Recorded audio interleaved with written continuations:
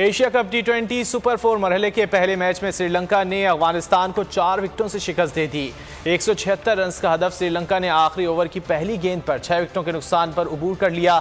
Super 4 stage पर Afghan team को शिकस्त देकर आइलैंडर्स ने ग्रुप मरहले में होने वाली हार का बदला ले लिया। शारजा में खेले गए मैच में श्रीलंका के कप्तान ने टॉस जीतकर फील्डिंग का फैसला किया। पहले खेलते हुए अफगानिस्तान ने 6 विकेटों पर 175 रन बनाए। रहमानुल्लाह ने 84 रन की इनिंग्स खेली। श्रीलंका के दिलशान मधुशानाका ने 2 खिलाड़ियों को आउट किया। श्रीलंका ने 176 रन का हदफ 6 विकेटों पर आखिरी ओवर में पूरा कर लिया। कौशल मेंडिस 36 रन बनाकर नुमाया रहे। राजापाक्से 14 बॉल्स पर 31 रन बनाकर आउट हुए।